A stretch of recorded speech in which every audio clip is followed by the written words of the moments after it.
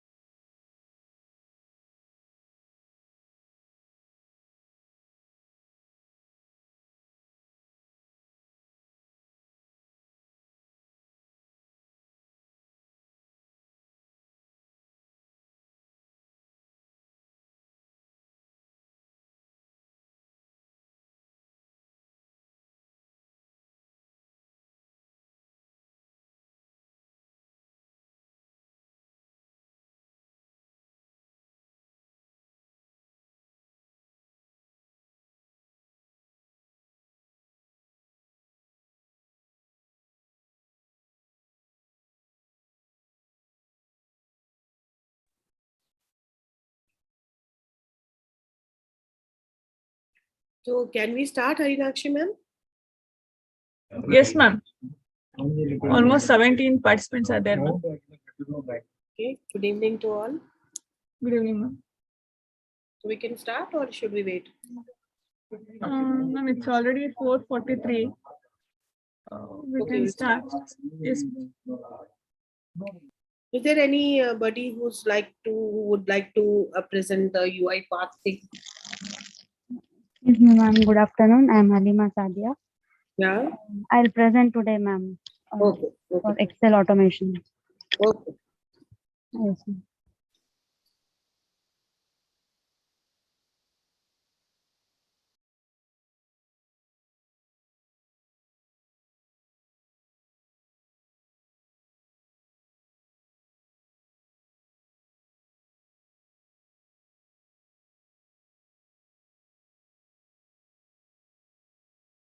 Good afternoon, ma'am.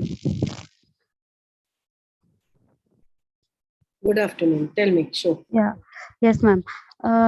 Today I'll show that is how to read data from Excel as well as extracting the data. That is, first I have opened this UI Path Studio. Step by step, I'll be showing, ma'am. Okay. First, we'll start a new project, or we can say from here only we can. So from here, we'll start a project that is main X. Okay. Okay. I have done this already, ma'am. I'll show new one. Here, new project, that is, I'll write Excel automation.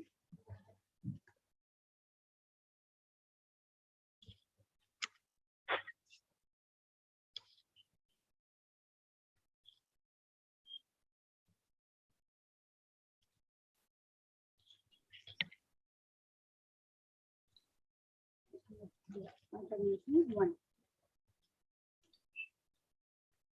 I'm creating a new project.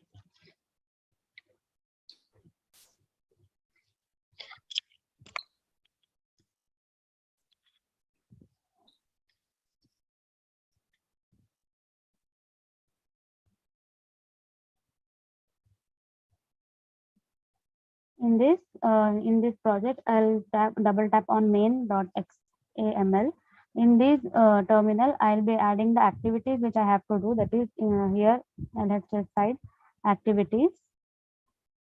We'll be giving it in a sequence form. So we'll drag and drop this activity sequence. Now, here will be as we said, this is an Excel automation where we'll be reading the data from the Excel. So here I have to search, that is Excel automation here.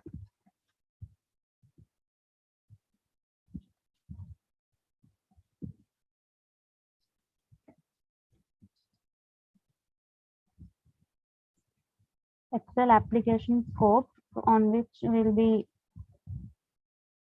taking the data on.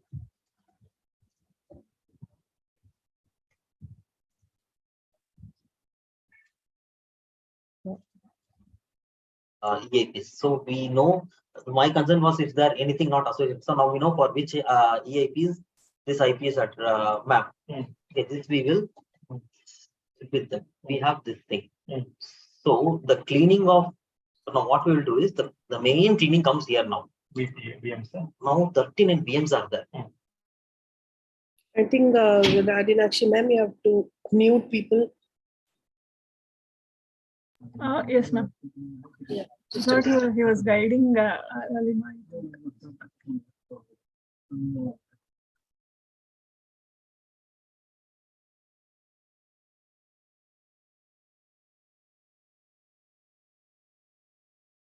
No, sir was actually busy with something else. So here in this Excel application scope, I'll be giving a dummy Excel, that is Excel sheet. Okay.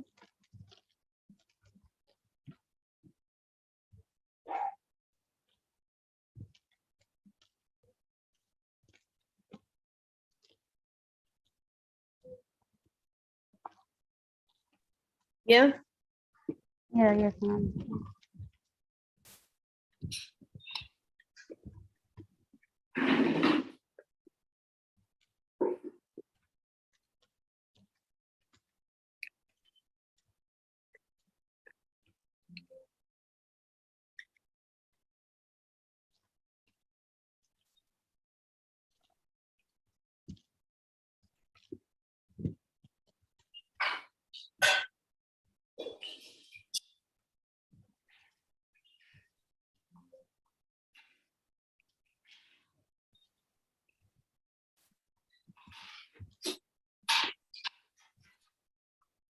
Folder in this.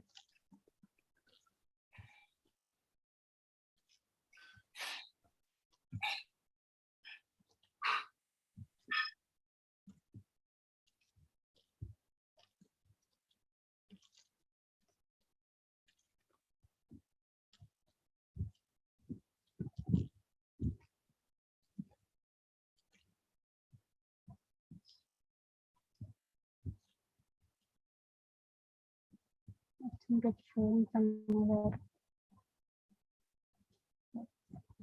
Okay, here we have to put double quotes. Okay.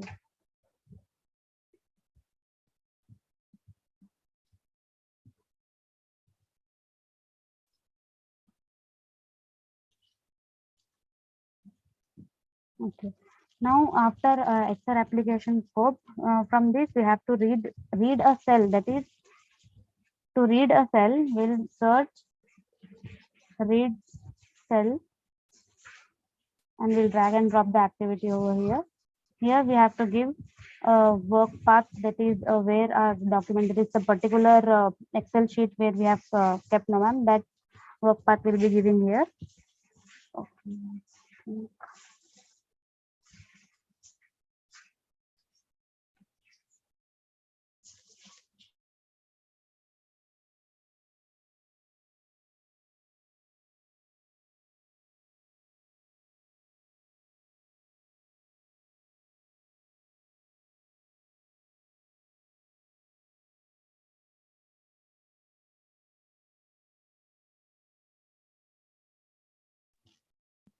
Okay, sheet name will be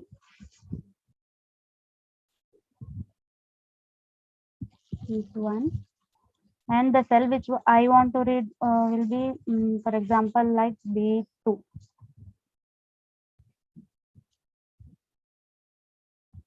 So now to read a cell, there is it's important, like if you want to read something, a message box thing is present in this. Here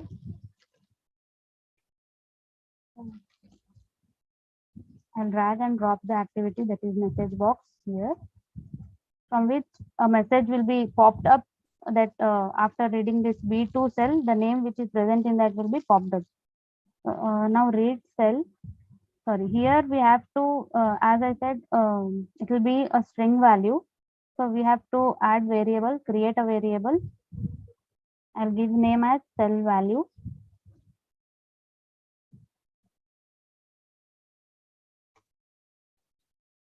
Variable type will be string, and scope is, we'll put as its sequence.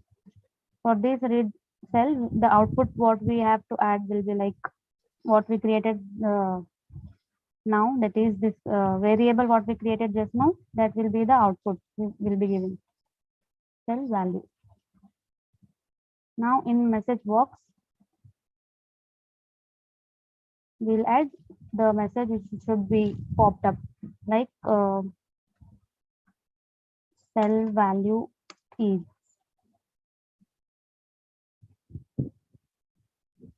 in double quotes actually. Cell value is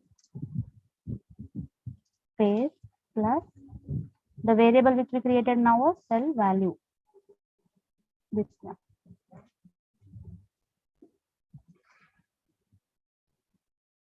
So now we'll see what's the output. Now we have to save this and run the file. If everything went well, then it will show the output, ma'am. It's running in the background. Okay. So the cell value is Darsh. From this Excel sheet, I'll show you.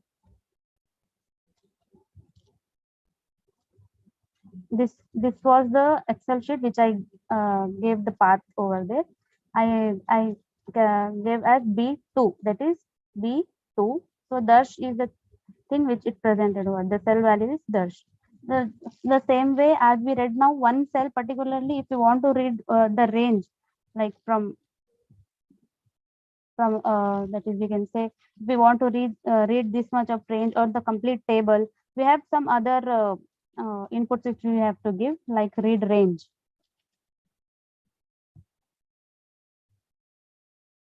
Read range will add over here. Read range from cell.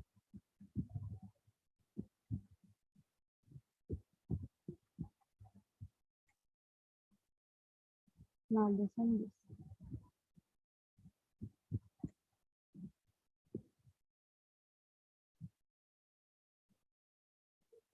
Okay. In this read range, again we have to give the path where we have to write, that is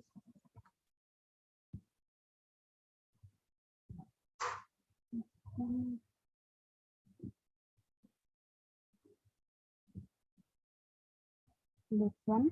Again open, sorry, Excel file should be closed from here. Okay, open. Again the sheet name will be as same, that is sheet 1. Range, that is range we can give as like from A2 colon to D3. This much of range we want from that table. Then now we added, as it is a table, the output will be table. Again we have to create, the output will be in a form of table. So the variable we have to create another one, create like Yeah. we'll create like output 2. Here will again be the sequence. Here variable type will be system data dot data table, as we are using data table over here. For this read range, the output will put what we created now, that is output 2. Hmm. Yes.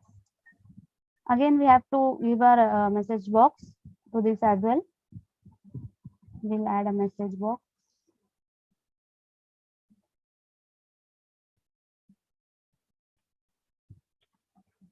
Again it will show what we have to put, that is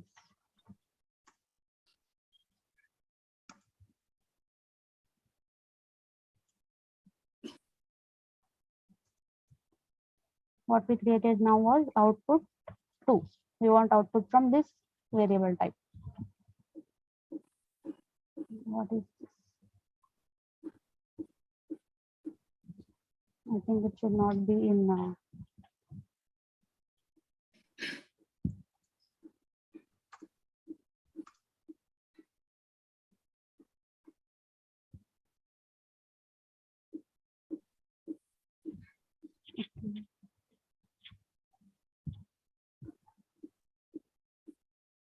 okay, plus output should not be there.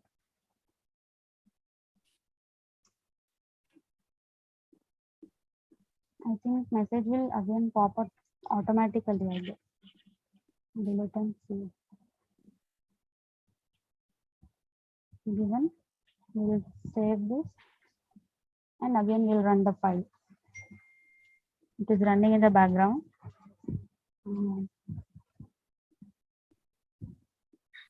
It will show first one, that is cell value was there. Okay. Next.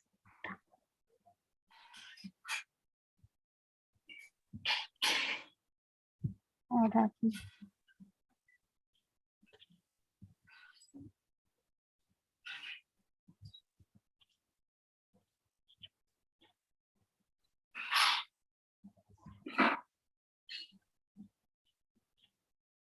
Yeah, I should give a message box here.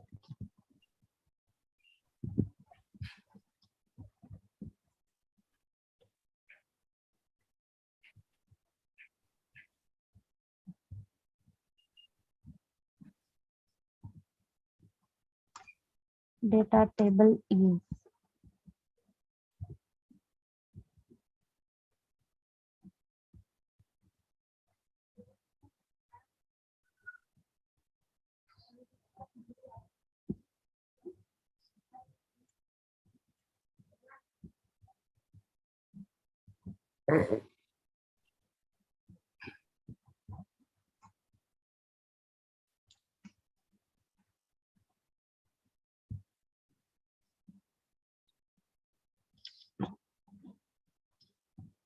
We'll save and we'll run file.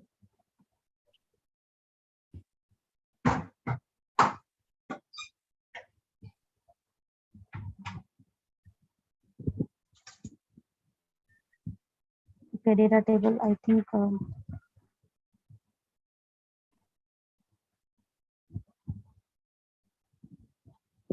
it's showing, but I think I have to add here output 2.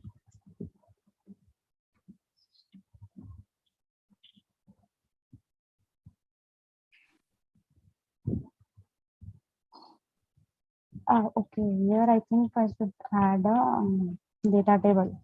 Sorry. Output data table, not message box. Here I have to add output data table because this message box was for the string value. For data table value, I have to add output data table.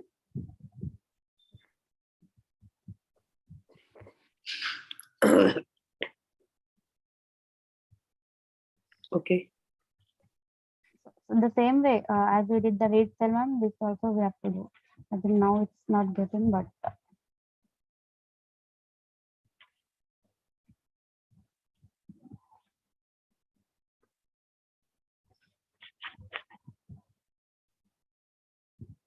Mm. I think I'm getting some error here.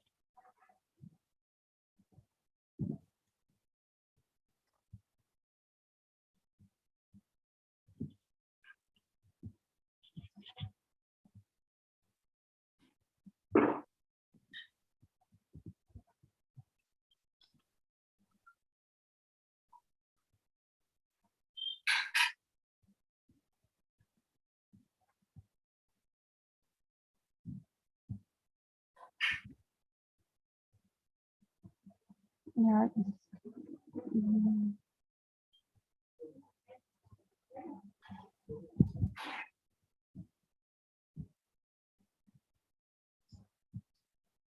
Okay. yeah, that's it, ma'am. Okay. Very nice. Very The nice. value is done. Very The nicely same way, done. You have done it in a very extensive way. yes, You ma'am. did it more than what was asked. Very nice. This is how we made some different projects Okay. in different Excel sheets, ma'am. So the only you tried from Excel, not from PDF and all. Yeah, yes, ma'am. We tried from Excel. Try from PDF and even the web scrapping also try sometime. Okay. Okay, ma'am. Sure. Okay. Any other team? Thank you, ma'am. Okay. Is there any other team? No. Okay, fine. So last time when we were discussing, just a minute.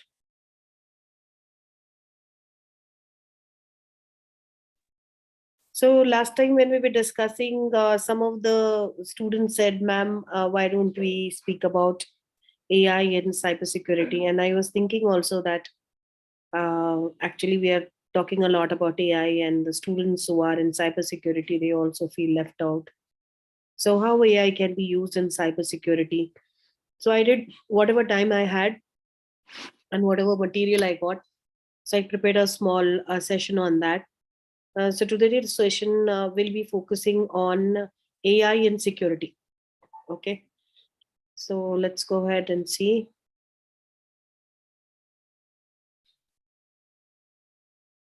Just give me a few seconds.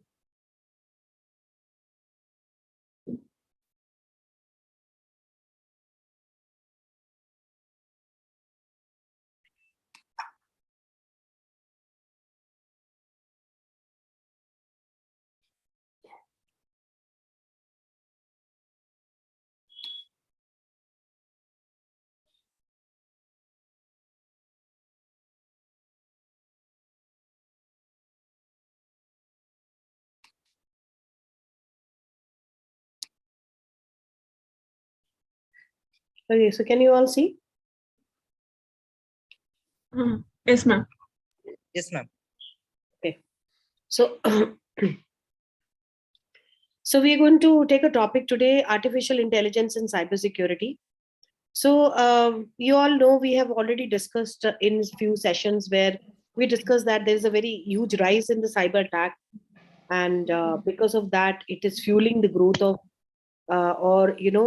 creating a demand for AI-based security products.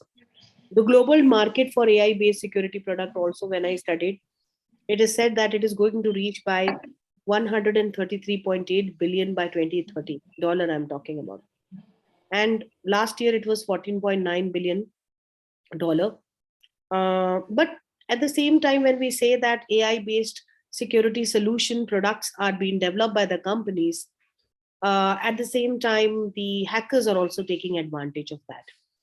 So AI generated phishing mails have also become very, very, prominent now, and it is increasing by higher rate. And initially, the phishing mail we have already discussed, you already know about it, was manually crafted, but now AI, using AI, they're generating the phishing mails.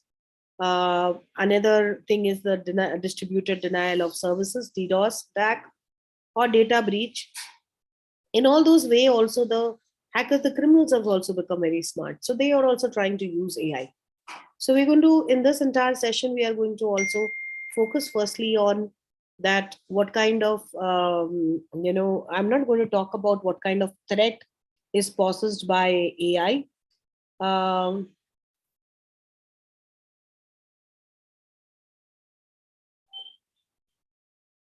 just a minute. What kind of threat is posed by AI in terms of your attack and all? We are going to talk about the solution part, that how AI is used in creating security solution. Okay, so let's start with the begin. As a human being, we all have intelligence, which we call as natural intelligence. We can acquire, store knowledge. We can reasons out on the basis of our basic knowledge, which we have might have gathered through many things like that. Okay, and we can also take cues from our environment using our sensory organs such as eyes, ears. Those are our input devices. And finally, based on our collective learning, like the input from the sensory organs and our base or stored knowledge, these are called collective learning, we can make rational decisions. Even for any kind of a complex or conflicting situation occurs in our life, we do that. And that's called the natural intelligence. We all know this.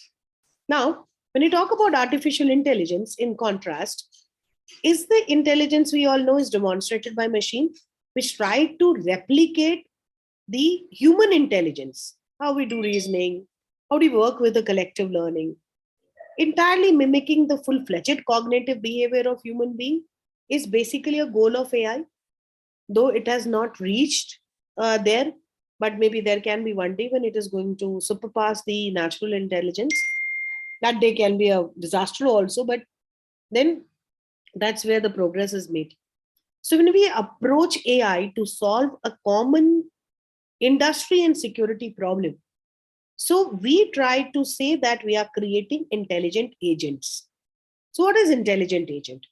An intelligent agent is a machine or maybe a software or a system that basically try to maximize the probability of completing a goal, whatever it is. Maybe it is used for a security, or it can be used for anything. So it will sense, learn, act just like a human brain.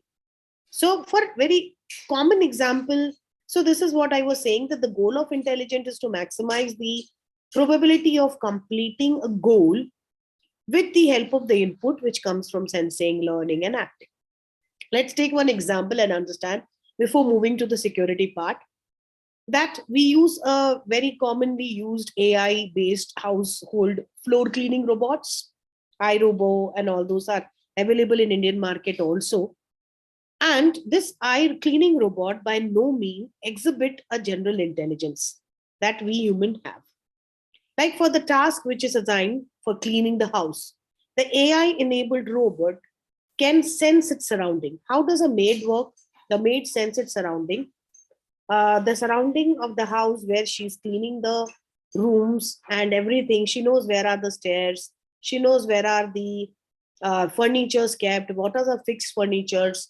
Can she remove the furniture and what are the doors? Can she dust behind the door? All these is their her brain, and every day it is a similar condition.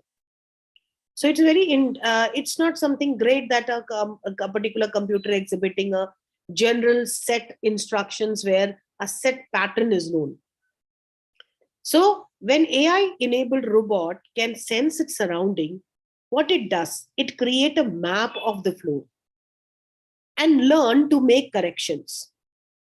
Like for example, the maid cleans the house every day in a particular way, and she knows what is a condition. Even if she's talking, she's not looking at the floor. She every day she's doing, she know the pattern because it's a common pattern. But one day, let's say there is some scratch, or there is some stain on the floor, or there is some kind of a difference which she find, and she has to differ in her cleaning method. So same way, the AI enabled robot also make a changes in the baseline map, which has a change in a particular structure one day. Every day it has a map, it basically clean accordingly, but one day there is an anomaly in that. There is a kind of a change in the pattern, and it sense it and try to, you know, do it. Try to do this. Why I'm giving this example of this cleaning robot is to, relate it with the emerging role of AI in security. How do we relate? We hear actually about a very new security breach. We always hear about loss of confidential data, hacking, so many things. So we wonder how in this world these organization who has so much of loads and loads of data coming up, most of the data are confidential in nature. How are they protecting their data on this large scale, the big data? One hand, the adversaries continue to see that the organization need to actually expose some of their data to public. Our society, technology, the environment is so rapidly evolving. One side we are creating the security solution, other side there are set of people who are creating the solution to break that security. So many times it has happened with you also that you have lost or experienced that while you are migrating the data, your personal data can be any kind of a data from let's say a pen drive or a cloud drive to, or maybe from your hard disk to your cloud drive or something like that, or maybe from your phone to cloud drive, or maybe you are recording, you are also want to sometime transfer your social interaction on WhatsApp interaction, photographs, pictures in a digital format to cloud from your phone or any devices. You may feel that the migration is not 100%. 90% of the data which you have trying to migrate may be correct in the correct format, and some of the data may get lost. Okay. So same thing happens with the organization. When the organization goes through a transformation, or let's say they are now rent on cloud and they want to migrate some of their data on the cloud, some of their workflow on the cloud, or they might be using sensors, some industrial devices, and where the sensors is collecting the data and it's going to the cloud. So the enterprises also will have to, when there is a massive explosion of volume of data which is generated through devices, through public, through so many things, the security becomes one of the major issue for them. How do they protect their data? So there's a huge stress, and there's a huge demand for security solution. Are you there, or did I lose them? Yes, ma'am. I'm not able to see anyone, that's why. Oh, everybody is there. You're able to see the screen? Now it's not, ma'am. It's unshaded now. It's visible now, ma'am. To put it in the slide view.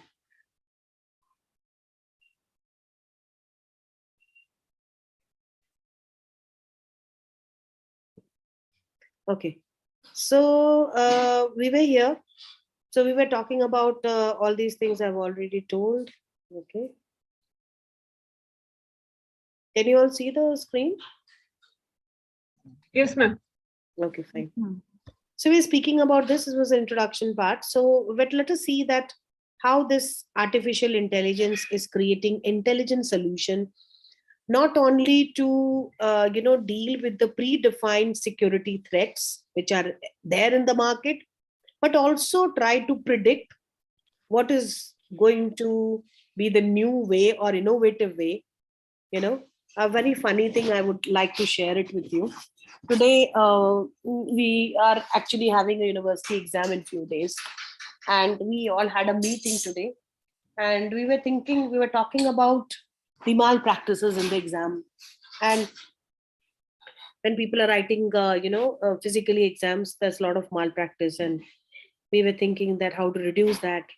Then one thing we realized, that there are so many ways, innovative ways the students have found out to cheat.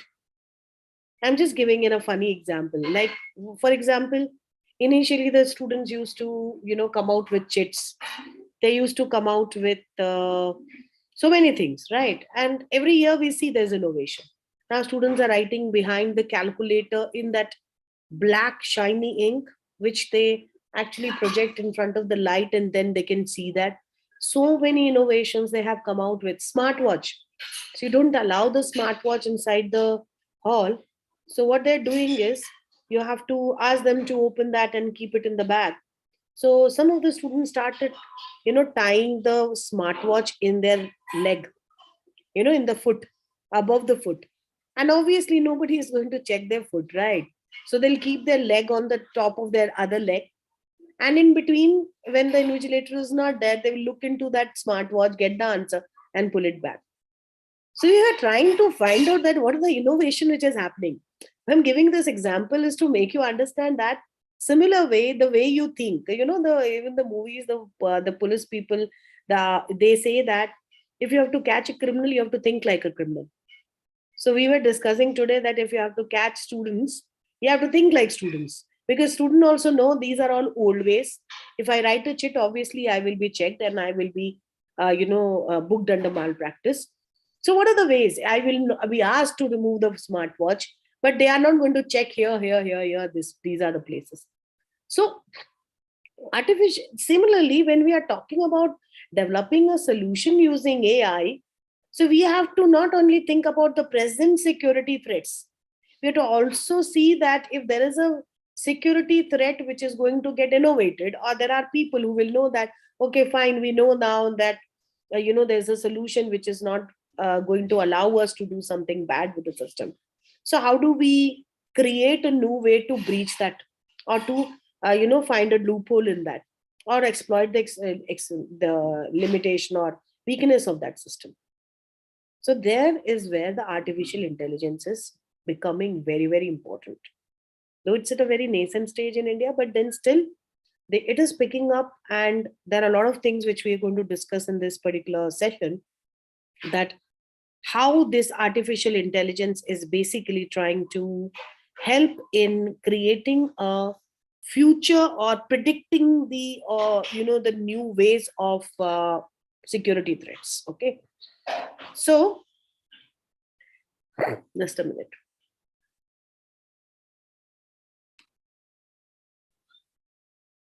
Okay, now, as human being, we that we can exhibit a sign of intelligence using natural intelligence. We can acquire and store knowledge. Just a minute. And the artificial intelligence enables, basically, just a minute. My throat is not doing well. I'll just drink a hot water and talk.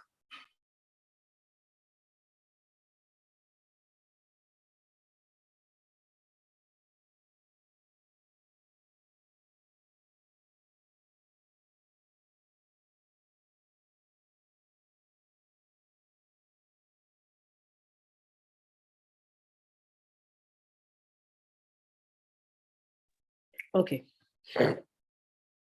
So at its core, artificial intelligence enable you to create and leverage intelligent agent. I told you intelligent agent is basically an agent which is trained to solve a particular security problem.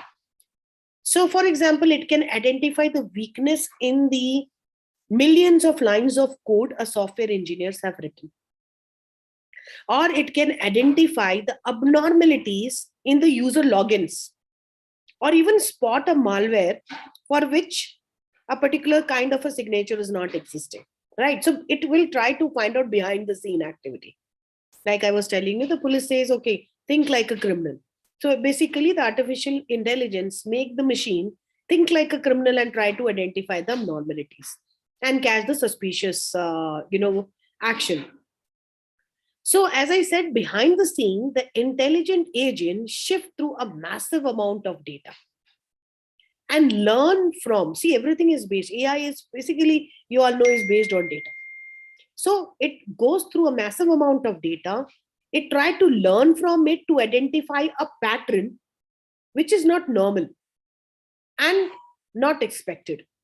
So when a trained intelligent agent is put in the line of defense, it puts that it has learned into action by analyzing the incoming data that maybe the intelligent agent has never seen.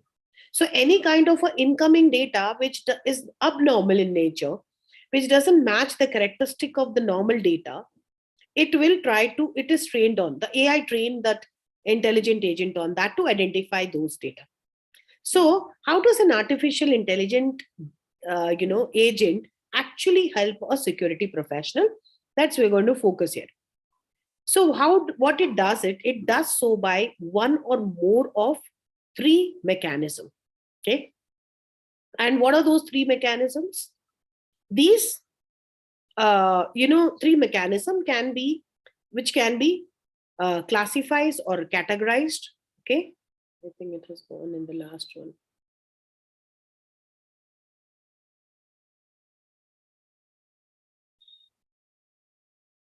The data, or it will first categorize the data.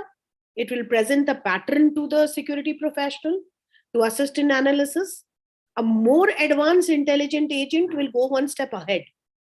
See, at present, what the artificial intelligence is doing is it will try to analyze and put a classification of the data, bad data, good data, bad data, like that, which I'll show you in as we progress in the session. And then again, it will analyze the pattern also. It will do this much and give it to the security professional. Now, the security professional may use certain tools or his own analysis to analyze and find out whether the data, what action should be taken. Nowadays, we have more advanced intelligent agent, which goes one step ahead. What it does, it also makes recommendation to security professional on what action to be taken. Can you hear me, all of you? I don't know. In between the Yes, going off. So it makes a recommendation to the security professional on what action should be taken. Because what is happening till now, the security profession, the human intervention is required. It may go till certain beyond steps. After that, it is a work of the the security professional to take certain actions, because the action can be very drastic. It can even allow CEO of a company to stop accessing certain important data. So that's the action which is basically taken.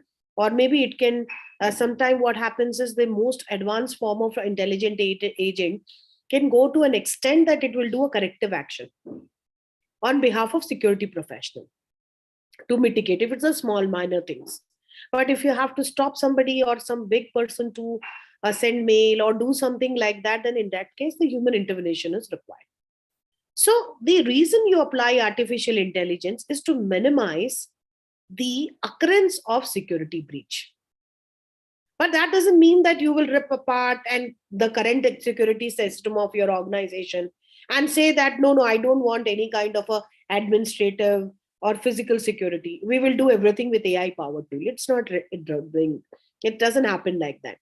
So when your organization has a competent and experienced security team, then what you do is your organization also need to have a very strong security policies and process.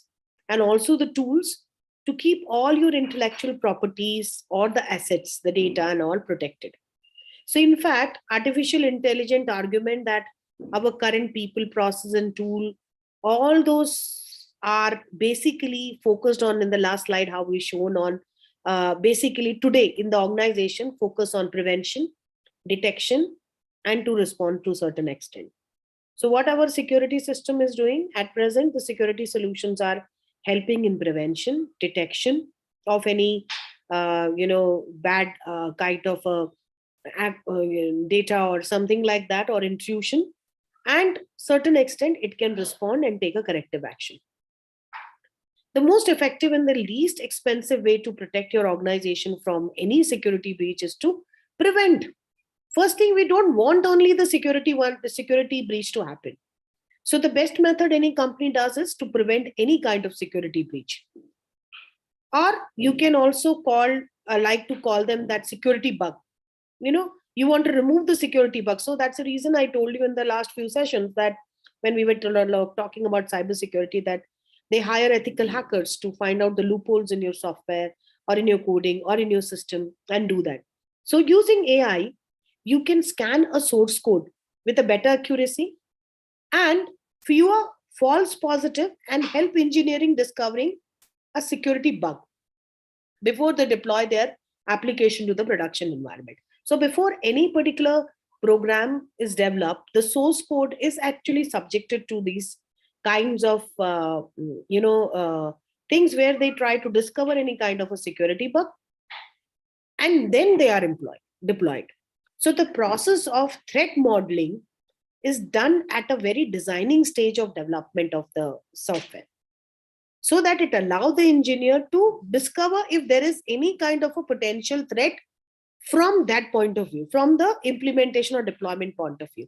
Is there any kind of a loopholes or a weakness in the code which can be exploited by the external unauthorized users? So this is called threat modeling. So threat modeling has been till now a manual process, and it continues to be an area that where it is still required security engineer to use their own creativity and knowledge, because there's no single, see, there are different kinds of source code which you're making. So not necessary every kind of source code may have the same weaknesses and loopholes.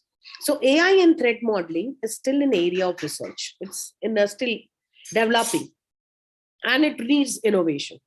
So when a security engineer is hired to find a security bug in the source code, they have to use their creativity and knowledge. They can't be based on what they have already studied or what they have already known. So this is an area where the artificial intelligence has already taken a huge role in the detection of external security threat, all the internal security threat in the source code you have developed within your organization. So many of the shelf product with the AI capabilities are also available nowadays. That is actually helping in detecting the malware, intrusion, user behavior anomalies. So AI is assisting the security professional in that. So as I said, that prevention. So the prevention is best when any particular code or whether the application is developed internally or externally by somebody. So scan the source code, try to find a security bug. Then I told about the threat modeling, where innovation or creativity of a security engineer who are only hired to do this particular work to find out the detection or any loophole which can allow the external unauthorized security threats can be prevented. And then is a detection. Detection, again, as I said, that suppose your system is already done there. So what you have to do is there are a lot of off-the-shelf products. Off-the-shelf means customized AI solution which can be developed by the companies to see and detect the malware or intrusions, which can be a network or any kind of end point intrusion. Also it can analyze the user behavior anomalies, that I'll show you that how you can detect that. Another area where AI is assistant to the security professional is responding to the threat. Let's say the first is prevent. There should be nothing like that. Second is, if already something is existing, you can use certain kind of a product off the shelf or customized AI solution to detect certain problem in that. And the third very important is, suppose already some breach has happened or some security loophole is already discovered, then what's the response? So the area AI assists to security professional here by responding to the threats. The advanced AI solution not only deliver the information about the threat, but also supply the surrounding context to your security incident response team. So they can respond to the thing. So the context means the environment, how this particular thing has happened.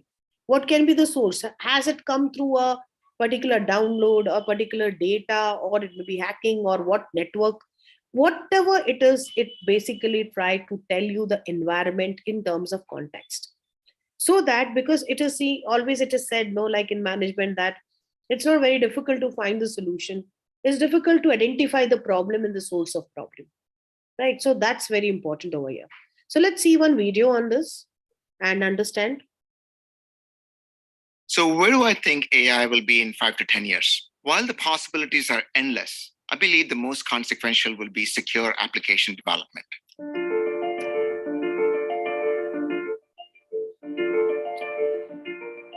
My name is Sridhar Mupidi. I'm the CTO for IBM Security. Our clients are going through a digital transformation journey. They're modernizing applications, data, and infrastructure. IBM delivers a number of security solutions to help our clients protect, detect, and respond.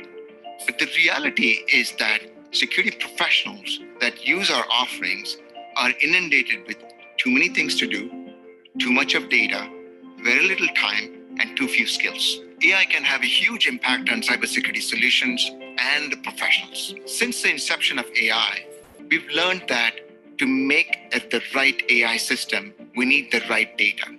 We need to train the AI model on the right data, test it for bias, as well as to ensure that it is robust. On the solution side, AI can help us provide accuracy in detection. AI can help in accelerating the investigation and automating the response.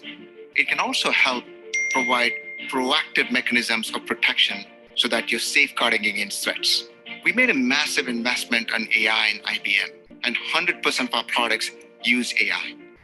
My favorite solution is how we use AI to do a continuous verification of a user based on behavioral biometrics. This helps us evaluate the risk of a specific user for a specific session. So based on that, we're able to subject the user to the right amount of friction. If the risk is low, we don't need to subject the user for multiple passwords. On the other hand, if the risk is high, you may want to prompt the user for a password or even a second factor authentication. We're very fortunate to have a large number of our clients using our solutions across a number of different industry verticals. A few that come to my mind are Wimbledon, Sujeti, as well as RGS Nordic. This is exactly where we apply AI's speed and accuracy to help create proactive protection, improve the accuracy of detection, accelerate the investigation, as well as improve the automation in response. We have a lot more to learn and evolve the maturity of AI in the next few decades to come. While the possibilities are endless, my vision is for AI to develop secure applications by default so that they are not as vulnerable and reduce the number of breaches in the industry. I believe IBM is well poised to not only help with the secure application development, but also secure data across hybrid cloud, as well as secure infrastructure. This ability to secure the journey to hybrid cloud will help our clients embrace digital transformation with a lot more confidence. So you also saw in this particular video that how the AI solution for cybersecurity work across the 3 points: prevention, detection, and response. How do you make AI solution for preventing these kind at the first place itself? And suppose it happens, how does the AI help in detection of these threats? And if it is detected, how you can advance the AI solution to respond to this threat? So these are the 3 things. So now we'll go ahead. So let's think about, see, everything is based on certain principles or concepts. So I thought I have to include this for you. Till now, I was not including any management concept, but now I have to include. So what are the foundational disciplines of AI? For a machine to be considered artificially intelligent machine, it's need to have at least 6 fundamental capabilities, right? I'm not particularly talking about security. I'm talking about generally. If a machine need to exhibit artificial intelligence, it need to have these 6 principles or these 6 disciplines, right? So in fact, these 6 capabilities are required also to pass something called Turing test. I have explained you in some of the session. Turing test is proposed by the scientist Alan Turing. And then again, there is something called TTT, which is Total Turing Test by Stephen Harnett. So they also basically try to test 2 computers, one human being and computer, and then one expert. All those things I've already explained you, so I'm not going to go on that. So these 6 capabilities and disciplines are the ability to understand the natural language spoken or written by human being. If you remember, we discussed about NLP. So that's one. The second is the ability to store and process information. Third is ability to reason, why this has happened. So all those kinds of reasoning ability should be there in the AI machines. Then the fourth one is learn from the new information, which is very important, where the machine learning comes into picture. So how do you train the AI machine with a model so that even if the information or data is not complete, or the set of procedures or structured decisions, like we talk about supervised and unsupervised learning. So unsupervised learning come from here. And then the third, the next one is called ability to see and perceive object in the environment. That's computer vision. And the last one is ability to manipulate and move physical objects, like robots doing in the manufacturing units. So while some advanced agent may possess all the 6 capabilities in order to reap the benefit of AI, but for AI for security, you do not need all of them as an intelligent agent. For example, so that's what I said. You don't require all the disciplines for creating an AI intelligent agent for security. So, for example, if you are building or deploying an AI-based network intrusion detection system, let's say that. So, AI-powered network intrusion detection system, you are trying to build or deploy that. The system does not need the ability to see or physically manipulate object here. So that principle is avoided. But it must have the ability to store the data, process the data, and also a principle of learning from the enormous amount of network logs, right? On the other hand, the AI-powered security surveillance robot watching the entrance of the data centers must have the ability to see and distinguish a person from even if it is a wandering deer also. There's some animals also. So you have some kind of in certain data center, you have the AI powered security robots, and they have the computer vision. Network intrusion detection system doesn't require computer vision or doesn't require to physically manipulate certain object, but these robots require to do that, who are at the outside of data center and physically trying to watch and monitor the data center and give a physical security. So there's a difference here. Okay, so at minimum, the artificial intelligence system employed in the field of security possess some common capabilities, and these capabilities make them intelligent for security purpose. Like they store and process large volume of data necessary for AI, correct? So in the field of security, this data is usually in the form of logs from network devices, workstations, API calls, and so on. Also, they identify pattern. This is the second one. They identify pattern in the data. For example, they can determine that a user log every day, a particular employee, let's say, log every day between 8 a.m. and 9 a.m. He can log someday at 8:15, sometime at 8:30, but his timing is between 8 to 9 he logs. And let's say he's logging from Pacific time zone. And they automatically learn from the new information, right? This information is logged in. Now, for example, they notice a change that the same user now connects through a VPN from a home location on every Friday. So there's a change in location. There might be a change, small change in the timing, and the way he is connecting is also VPN. So lastly, they make a recommendation and take action, okay, about this, because this is how they recognize a unusual or abnormality in the pattern. Okay, so they make recommendation and take action. This is what the AI does in the security. So again, for example, cloud provide identity and access management. You remember we were doing AWS there. I told you about identity and access management.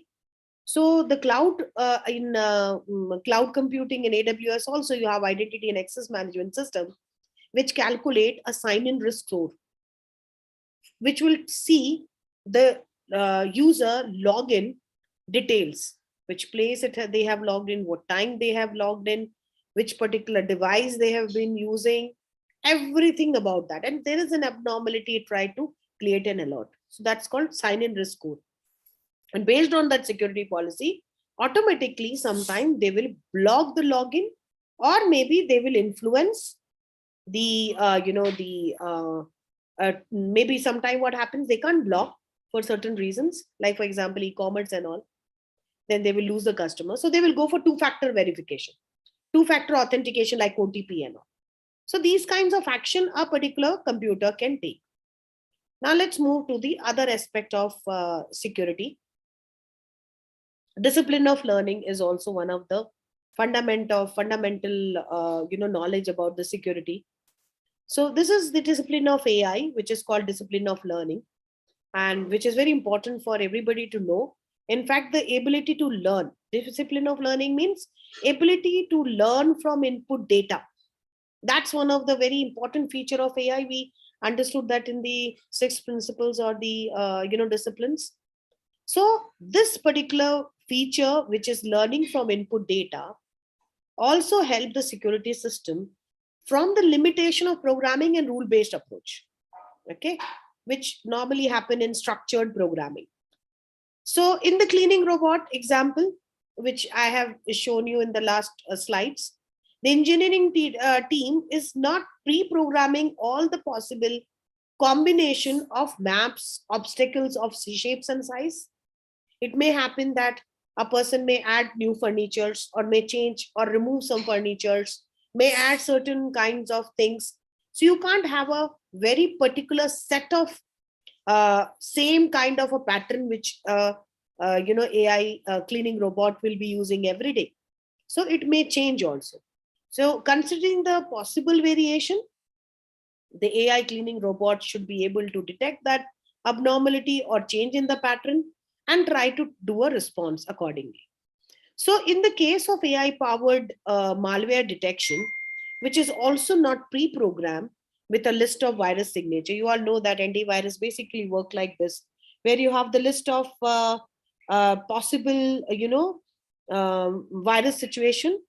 And what happens normally is that these they define the normal characteristic of virus or any malware, and these pre-programmed thing will identify if it fits any particular program, has a characteristic or a feature which fits with that. So normally AI powered malware detection doesn't do like that. So data scientists train the malware detection system to identify a program execution pattern that are not normal. So how exactly is the learning approach different from traditional structured programming approach, that we are going to learn. So you all know about this neural network thing, input layer, hidden layer, and output layer. So this is a base of the learning by training. So let's see what was a traditional way or traditional approach by the software engineers, where a software engineer identify all the possible inputs, all known inputs, okay, and the conditions that software will be subjected to, and create a software program that enable to handle those and only those input, right? So they write a customer written pre-programmed, based on the known process, the structured process with the known kind of input, which will take only specific kind of input, and then generate a outcome of that. So this is a approach which can handle only a specific set of input conditions. if the program receive an input which is not designed for the program or which doesn't fit into the characteristic of input, it will fail to handle that situation. Nothing wrong in this. This is mostly now also we have similar kind of situation which is happening. But if you are searching for, in today's world, developed world, the traditional programming approach will not work, especially in the security. So if you are searching for a security threat by combining through, let's say, HTTP or SQL server logs, so in the programming approach in your security center, you need to look for a parameters that are not defined or specified, or that are not within the limits. So the limit that are hard coded in the program, like that's what I'm trying to tell you. So the intelligence of the security scanner or the program which is put here is bound to actually foresee the possible combination of all kinds of input which is defined, which is incomplete, and their ranges. You can go to any of the ranges, right? Which we in the artificial intelligence, we call it also as fuzzy logic, where the inputs are not appropriate or not correct or not complete, or sometimes is not within the defined range what we have or defined format. So the learning based approach is this one which I have just posted below the traditional approach. So you and your science team first try to identify a training data, which could be your source data, source code. It can be a log file, or it can be a program execution context. So you feed this data to machine learning models. Okay. So first you take a training set of data, train them. If you remember, we did no code AI, and we did with those sets of data and pictures and all. Similarly, so when you train with a learning model, when you feed this particular trained data into the machine learning model, your objective here is to train the model on the data you already have. And at the end of successful training of this data, you arrive at the best fit model, which is ready to act on any kind of data, new or a different set of data, which is never seen before. So that is the new way. That's where the AI powered software work, which is little different from traditional software. Clear? So let me see how much you have learned. Let's go through the answered questions. So you can write in the chat box, what is the most effective and least expensive way to protect your organization from security breach? So this is 1, 2, 3, 4 answer. You can write in 1, 2, 3, 4. Write in the chat box, start. Prevent security vulnerabilities, learn security vulnerabilities, fix security, or detect. I didn't see any answer. Please write in the chat box. Are you able to hear me? Yes, ma'am. So can just go through this. This is what till now we have learned.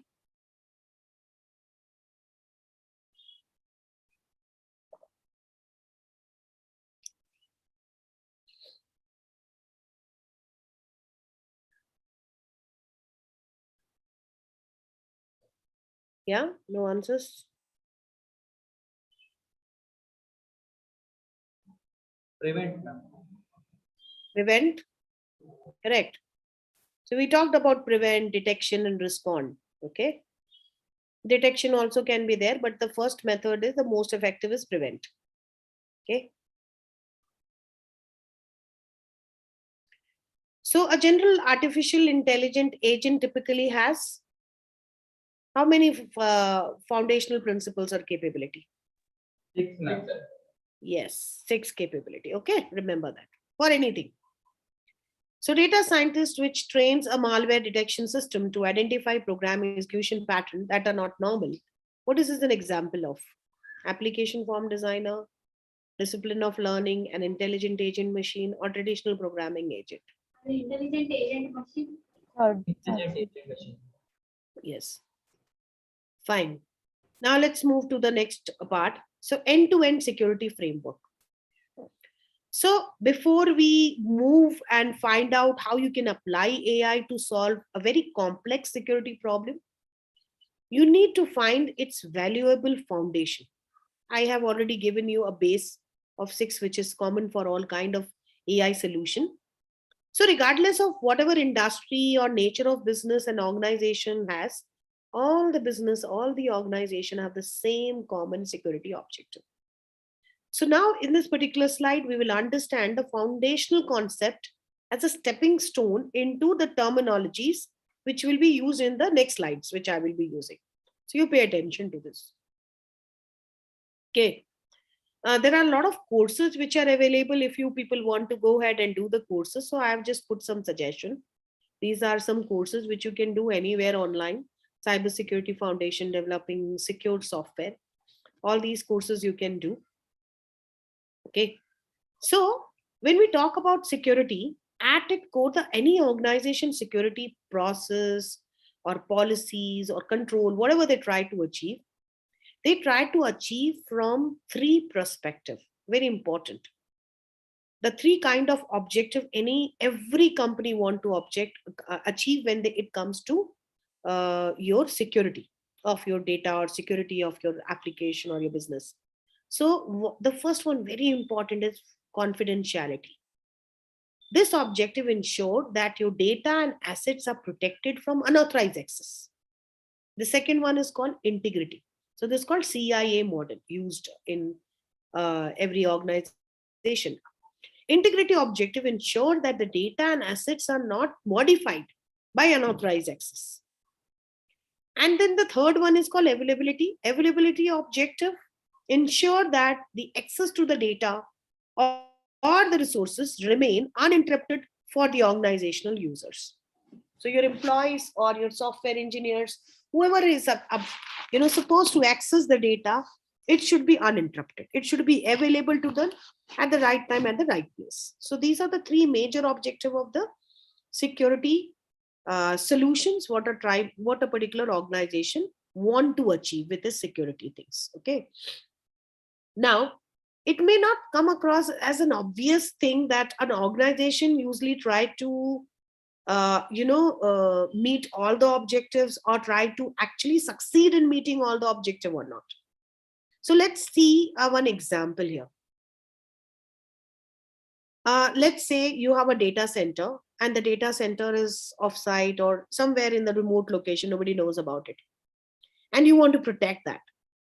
And will you just go and turn off the power supply and lock the entrance of the data center because you found that there is a threat?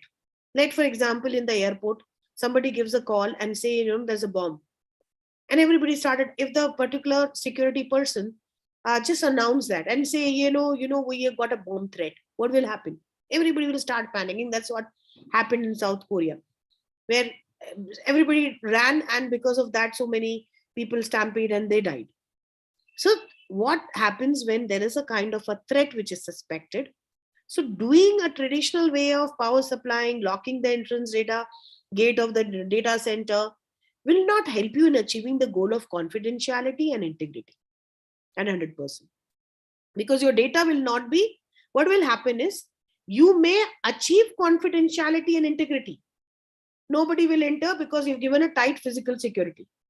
But what will happen? The data will remain unavailable to the entire organization.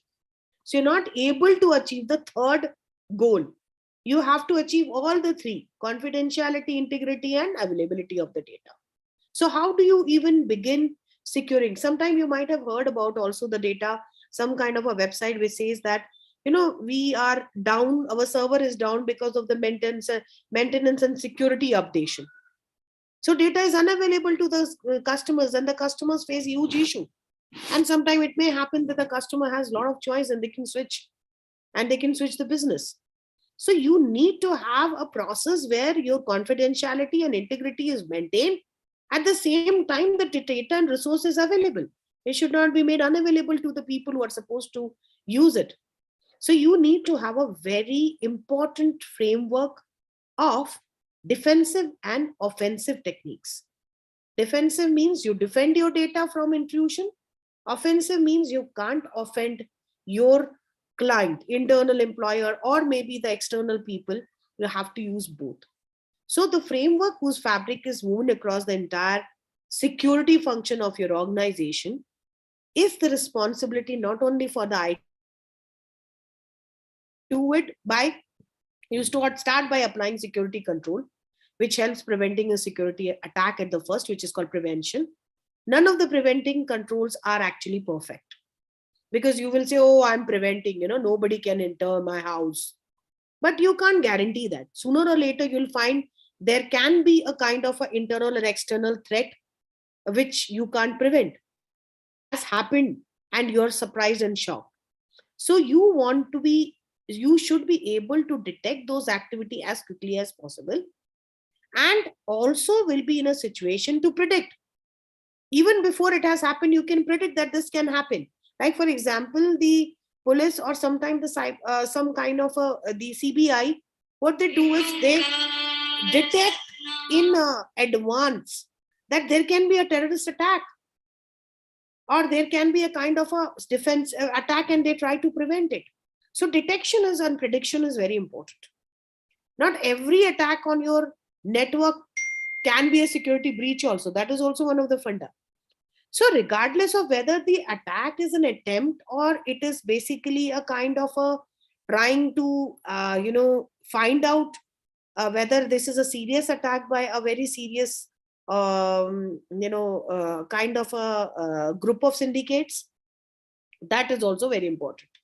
So at every stage of prevention, detection and response, there are lessons which a particular computer need to learn, and this comes from feedback.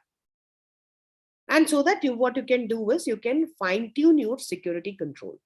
So the feedback loop is a great opportunity for training your machine learning model with a new threat intelligence, newly discovered behavior pattern, and attack vectors. That what is the possibility of attack? Like even in the CBI or FBI or whoever is the controlling body in our country, when they try to protect our country, even the army and the defense on the border, they also know that there is not always a known or a historical pattern of attack. There can be a new way of attack. There can be a new way of intrusion. So they have to keep on innovating and keep on learning those new ways. That's where the challenge comes. So the other challenge which comes in this particular area is a shortage of qualified professionals, right? So the qualified security professionals are needed by all the organizations. There's a huge demand for that. And I was going through one of the report, and it said that it was a cybersecurity report in 2019 in one of the magazines. It says that in US, where all the IT companies are there, they alone faces a shortage of more than 3 lakh professionals, security professionals, because not many people are actually fond of becoming a cyber security or security expert. So this is in millions. So there is a lot of scarcity. So this is the gap in the organization which is trying to, where the people are trying to train now. There are certain engineering college which has tied up with some companies, or company have tied up with certain engineering colleges, and they basically try to encourage the students to take cybersecurity or this kind of a they also give them the industrial training, because ultimately whatever you learn in the college or whatever it is, when you start working in the organization, it may help you because you have a base, but then you have to unlearn and new learn the new things. So that again it happens. That's also a kind of a thing. Now let's also understand how do we use AI to solve complex security problems, right?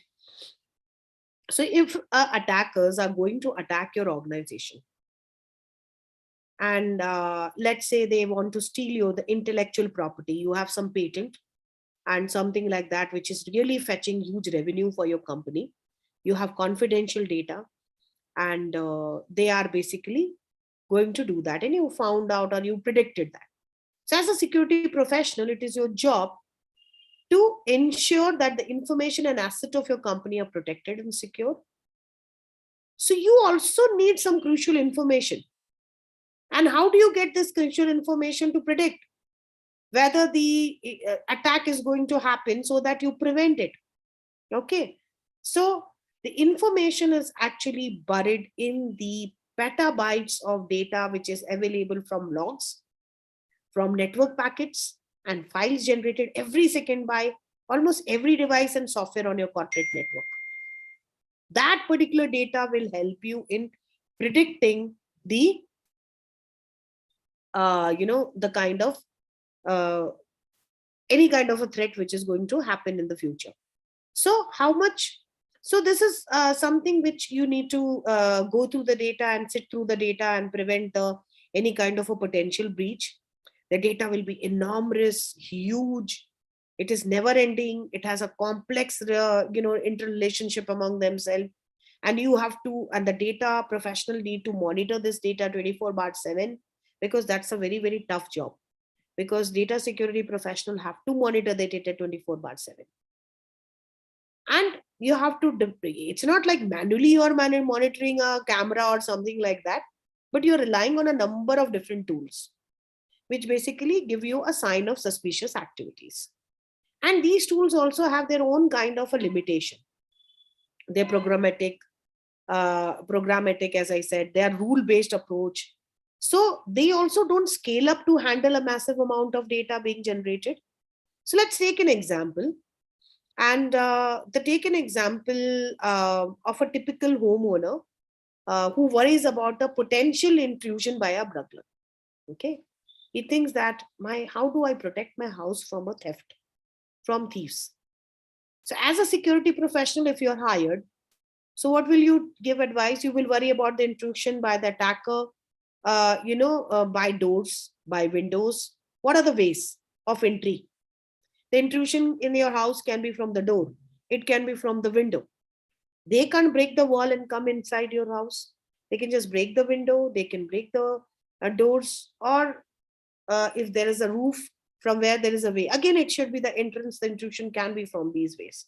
This is the entry point. Now, same way, as a security professional, you will worry about the intrusion by the attacker on what? On your network, which is the gateway to your server or your data center or to any application program on any server. So your goal is to allow only the desirable traffic to your network, okay, and identify and stop the unwanted traffic. Like a firewall, you all know about this, right? So a well-known solution in the industry for this problem is to deploy an intrusion detection system. That's called IDS. So there are two types of IDS which companies are using. Network intrusion detection systems, which monitor the traffic pattern for the entire network activity. And the second one is called the host intrusion detection system, which monitor a particular machine. So your workstations or server, any abnormalities they find, this particular intrusion detection system will constantly scan all kinds of machines which are connected to your system, and will parse network packets, log data. I told you about parsing, in the one of the session. It look for signatures. It look for a unusual pattern which is not matching. It will also look for the known pattern in the packet flow, the binary code that has been characterized as malicious.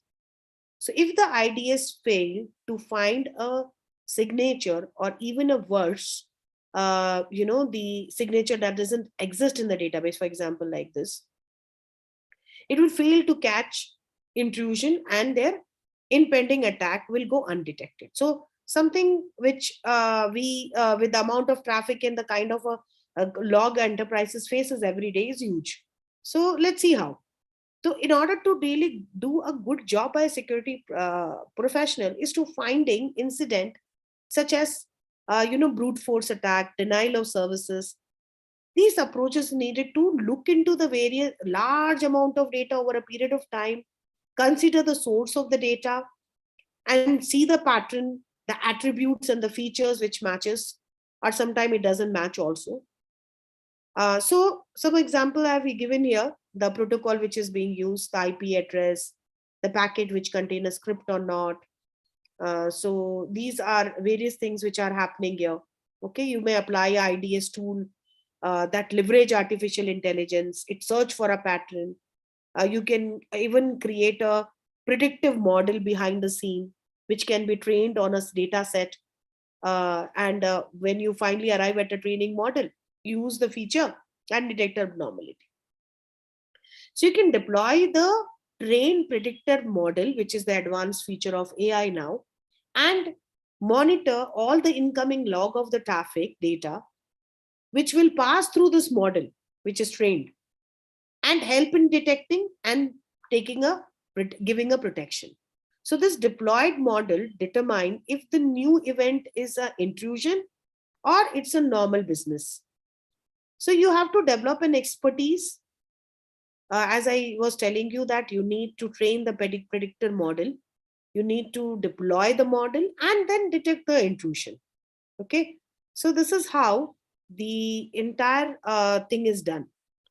So next thing is the leakage of confidential information. Okay. So even if you have a security professional, there are many times it has happened that your own employee, which we call insider jobs, will leak the data, or there is a loss of data by them. It can be a top executive also, it can be an HR manager also.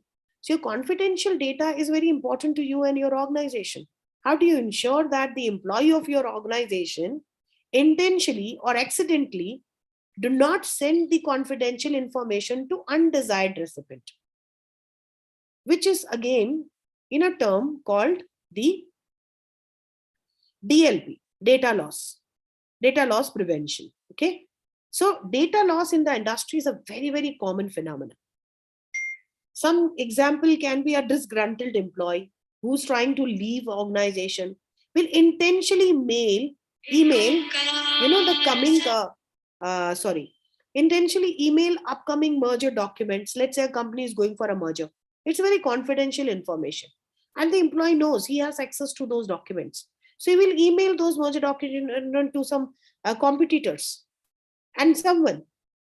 And maybe so what we'll do is he will upload the business files, the confidential file to the some of his own personal cloud folder, which he may sell or he may use it or give it to the competitors. So this can happen. How do you solve this problem?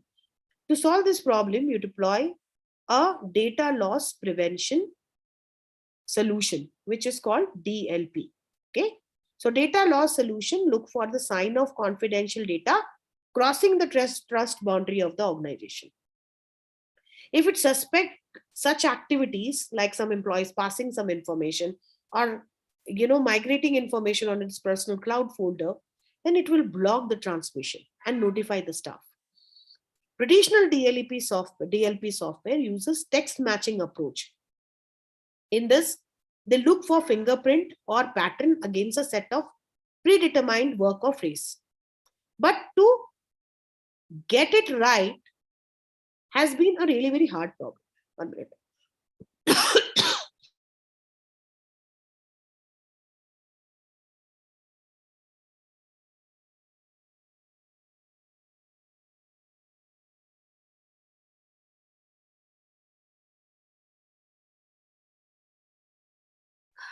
Sorry. So what you have to do is you have to set the DLP threshold to very high and restricting method. I'll give you some example. Let's say the email from the CEO to your top customer is blocked. And of course, if you suppose you feel that from the CEO mail somebody can get that email access and somebody has sent, you will block that. So what happens? Obviously the mail will get blocked and the CEO will not be able to send a very important mail to a top customer and you lose a top customer. So you have to be very, very careful and you have to think that what action can you take. So I have given here 2 examples. Let's say there are 2 different employees at 2 different departments of, let's say, a medical company, and they want to send a medical facility mail to send out from the different messages, to their external vendor.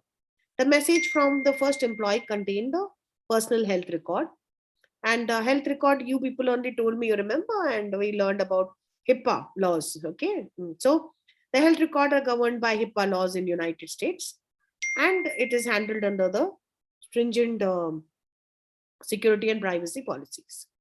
Message from the second employee here does not contain personal information. It is just a request to place an order for office item. You can see here, right?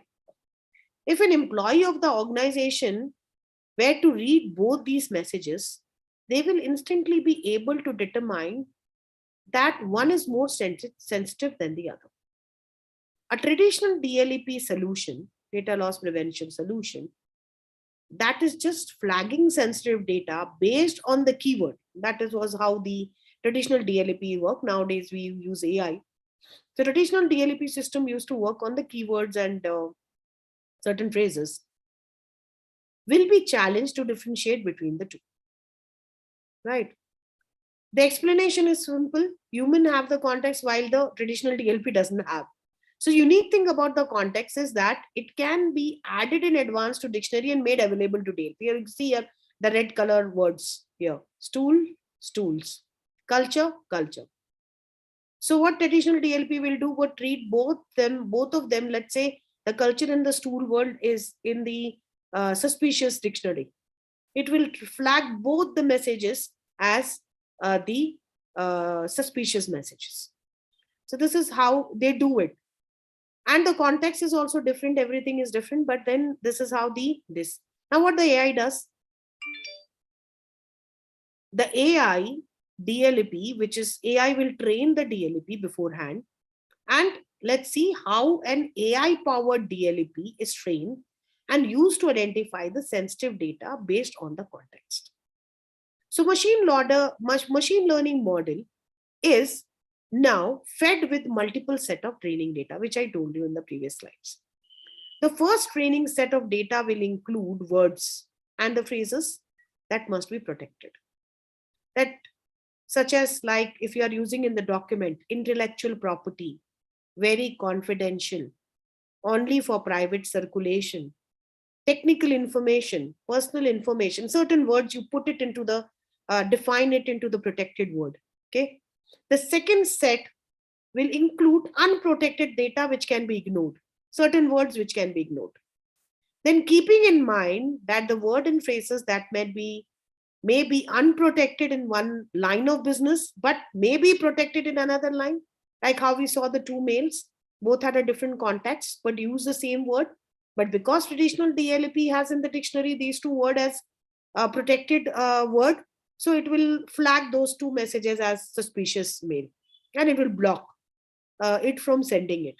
So where in this particular thing, in the AI powered DLP, it will see the context and see whether the words which are protected in one context can be unprotected in another context, or one line of business can be protected in another line of business. So lastly, the model is fed with the information on the semantic relationship among the word using a technique called word embedding. Word embedding. The model is then trained using a variety of learning algorithms. Okay, so we are training the data with all these three sets. Okay, so once the trained model is deployed on incoming new document, it is now able to recognize the relationship and distinguish between the context of the word which are used and categorize whether it is protected in one context or it can be categorized as one unprotected. The AI-based DLP finally assigned a sensitivity level to the document. After looking into the context, the word in the dictionary is protected and unprotected, and the semantic relation between that depending on the context. So here we are using a machine learning approach, which will replace the traditional model, which based on word and phrases and work according to whatever is a fixed words and phrases, and look into the context also. So this is how the machine learning DLP will identify and categorize a particular set of document as sensitive or confidential. Clear? So there is also again a problem of precision and accuracy. That how accurate are these systems? Are they 100% accurate? Can they actually classify document as 100% accuracy? or can they detect, or can they prevent with 100% accuracy? So the problem here with accuracy and precision comes because of the problem of scales. And again, the context also is very challenging, as I told you in the previous slides. So a security professional, it's a challenge. They need to draw accurate judgment and be precise every time when there is a any kind of situation like this. For example, a software developer was just informed that the code he or she wrote has a security vulnerability, such as SQL injection or cross-site scripting, something like that, right? So how trustworthy is that information? Somebody is informed. Like I told you about the bomb scare. Okay, just give me a few seconds. I'll just switch on the lights here. I'm not able to see.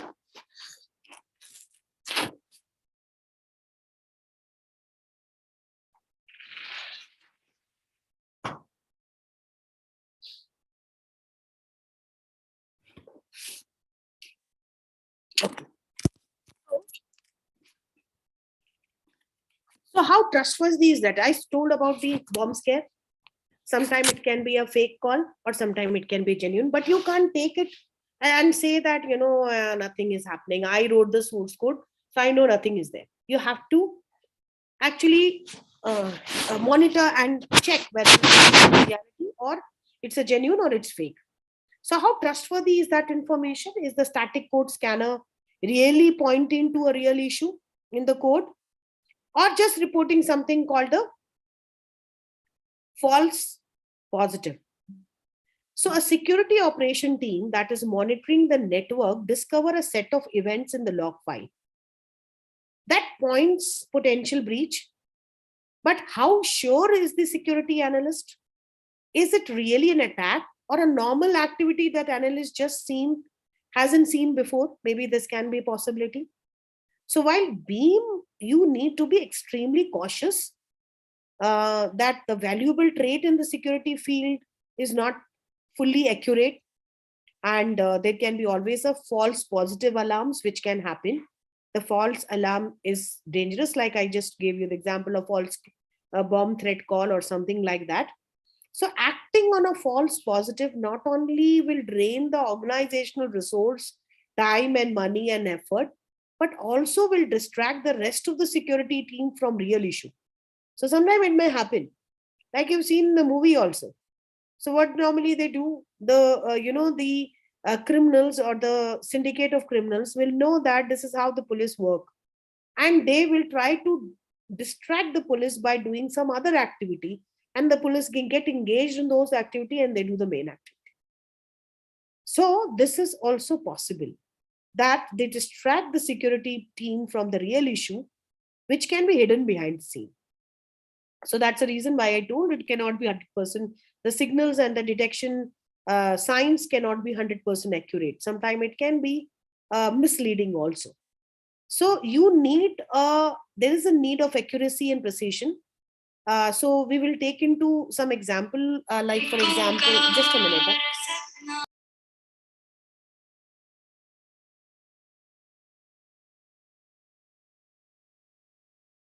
So let's see the phishing attack. Okay. So phishing, all of you know, is a kind of a social engineering attack where an attacker present itself as a trusted person from a bank or from a very good trusted organization and trick you by sending you email which seems to and try to gain your trust and lead you to share your personal information like your bank account detail, your password on a fake website. So for enterprises, phishing attacks are very, very dangerous because such attack actually uses the formal channel of communication such as email or messaging apps. So traditional tool and security controls such as the firewall or intrusion detection system are blind to such attack. Let's say an unsuspecting person receive an email announcing that their personal information has been the part of security breach. That's how the mail come from the bank, phishing mails. Now, to an untrained eye, the email look quite credible. If you see, it will have all the format which is similar to the previous mail you got from the genuine organization. Furthermore, the email invite the subject to enroll for a free identity protection monitoring. And what's not obvious is that the URL of that enrollment page is going to be a fake website. You know that. So it will lead you to the website which looks similar.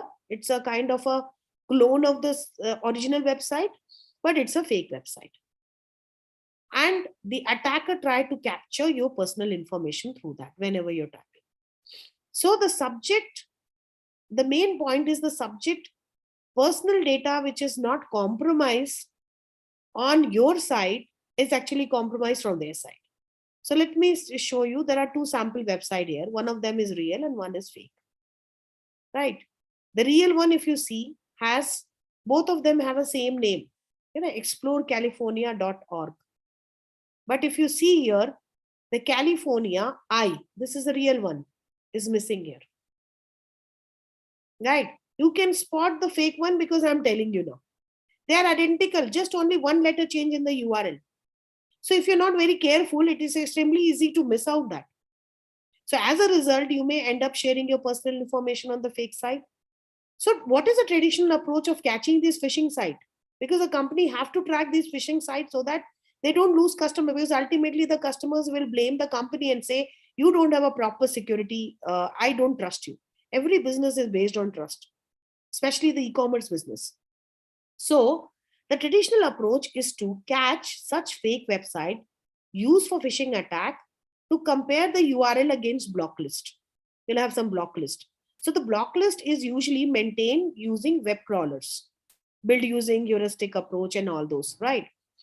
But the problem is that the block list can get outdated very quickly, can lead to what we call statistical error. So there's something which we say false positive error, means blocking a genuine website because the phishing detection algorithm failed to correctly classify it, right? Which is called the false positive error. So imagine the inconvenience and the potential loss of the business because you have blocked a genuine website. So a false negative error means failing to detect a fraud website. So what if an attacker just spun up a brand new phishing site that's not in your blocking list? You have made a blocking list and all available sites are there. Like for example, when as a professional, in my profession, we are supposed to publish paper, and that is also part of our performance appraisal. So we have to publish our paper in Scopus, and in order to publish our research paper in Scopus, it actually is a very, very tedious process. It goes through 7 and 8 months of revision and good quality content and all those genuinity, it should be free from plagiarism and all those. So what happens? So the professions in which we are actually forced to write papers, and if we don't do it, we don't get proper increment or we don't get promotion and all. So we have a situation which says publish or perish. So this situation is also known to the people who want to take advantage of that. They know that people are desperate. Not everybody can publish a good quality paper in the Scopus or international journal because it's very, very difficult to do that. But they have a pressure. So what they do is they create fake website. Now what UGC have done, UGC on their site, when somebody report that, this is a fake clone site where they're charging money and publishing the paper, and the people, they're fooling paper. So some journal, international journal in Japan or in Korea, which is in Korean language is there, they will not look for these website or something like that. So some Indian person will know about it from the database of Scopus and will build the same kind of a website and fool the people and on. And this is a very, very big business in India happening. So UGC create a list where they have all the site which is clone or fake. But then the new site comes, unless and until it is not reported, it will not be there. So how do you come up with a solution which is intelligent enough to analyze the website on various different dimensions and characterize it correctly? So again, we will go to the, the example of phishing. Let's look at certain feature of the website that can be used to train an AI model and detect, apart from, knowing the URL and genuine thing, or maybe it is in the list or not. So website that is genuine or trustworthy is going to exhibit certain kinds of attributes. along the three domains: reputation, network, and content. So a website that is genuine, for example, the reputation in the form of, how do you find out the reputation of the site? Incoming links, certificate, TLS certificate, you can check that. Outgoing links. Alexa is not so significant, but then you can check that. And whose record it is, who's the owner of that site. So even we also check when we are publishing a paper and we want to find out whether it is fake or not. We'll just find out the publishing date of that particular site. So maybe the journal is published from last 10 years, but the site is made 2 years back. So we can find out that and we can say that, okay, this is a fake site.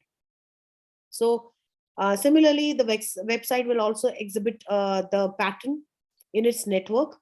Characteristics of the site, you can begin with this feature, correlate, like all these kind of protocol, hosting server, operating system, DNS records. So you can begin with those kinds of the feature, correlate with the genuinity of the website. The content also, the domain name, you can just, I showed you the domain name can be little slightly different. URL, home page, child page, all those kinds of page you can just discover, and you can accurately actually identify with the phishing classifier that whether these group of features, which basically trained a model to accurately identify a phishing. So when a user try to access a website, before the content of the website is returned to his web browser, suppose let's say if the web servers try to do a query with the phishing classifier, whether the requested URL is permitted or it is a fake site. And if it is approved by the classifier, the user will see the content of that. Otherwise, the user is notified that the content of the website is malicious and it cannot be displayed. Clear? And again, the problem with the security is the massive shift in the amount of logs, and also the what we call the problem of speed. By the time you are able to detect a threat in your environment, the attacker was able to retrieve your personal data. So it becomes too late. So sometimes it becomes too late for a security team to identify the breach at the right time. So they have to act very fast. So speed is very, very important factor here. So the security tools which is available nowadays, they are not so great that you can identify as soon as the attack happened and then you can actually stop it or prevent it. So the incident, so how can artificial intelligence help you in catching the security threat act immediately as soon as it has happened? Okay, like example of the terrorist sleeper cell, you before they attack, you know that okay, they are going to attack, they have come out from there dead and they are coming to attack you, and you stop them. So AI does not directly improve your responsive after an incident has occurred, but it prepare you to step ahead so that it give you an ability to predict the future incident and act beforehand. So by analyzing the behavior event ongoing in the environment, what you can do is you can predict with reasonable accuracy whether there is any impending attack of security. So that's called predictive analytics. So let's look at an example of how you can use predictive analytics to predict risky logins and take proactive actions. So any request to access the network resource must go through authentication with the the credentials, access credential, such as username and password. Everybody does that. Even the employer has to do this before logging into the network. So the fact that the credentials are validated does not necessarily mean that the requester or the person who has used the correct username and the password is the valid person whom we think he and she should be. They can be a person who know their user ID and password, even in e-commerce site. So it is possible that the attacker has compromised or got the identity of this user and using it. So how can you tell that? Okay, just a minute. So here, the user predictive models that learn from the characteristic of the previous login by the organizational user help them in building a pattern of what it think is the usual or not usual. Some example of those characteristic can be IP address of the user. Suppose you change, even nowadays, if you log in from your mobile and suddenly you log in from a, laptop or something like that, they go for a, two-factor authentication. Then also the geolocation, you are logging, suppose you're logging to your e-commerce account from your house, and or maybe from Bangalore, now you log in from Delhi. So that is also identified. Usual days and time of login, you normally don't log in the night or in the morning, but suddenly you do that. So for each of these kinds of characteristics like IP address, the user account, frequency of country, city, day, time, all these, or device footprint, how many times you attempted, maybe you don't remember the password correctly, and how many time do you attempt, all these authentication attempt, for each authentication attempt, the model estimate the probability of being suspicious or risky login. It does so by taking into account all the location, time, other factors which is listed over there, and also the time of the login attempt. For example, if the user log in usually from Windows machine from New York, and he logs always between 7 a.m. to 7 p.m. Right. Next login happens from Portugal, let's say, and the machine which is uses Linux, operating system. So it may be considered as risky because location has changed, though the time remains same. The machine, the operating system, everything has changed. The device has changed. So this is a simple example. So a trained AI model has a capability to find pattern across the various dimensions, which is beyond the reach of human being, and also it cross the rule based programmatic approach. So let's look into what you have learned till now. You give me the answer. Your algorithm block a genuine website, okay, because the phishing detection algorithm failed to correctly classify the website. What is this an example of? Tell me. False positive. False positive. Right, correct. How can AI help you catch security threats? Read and tell.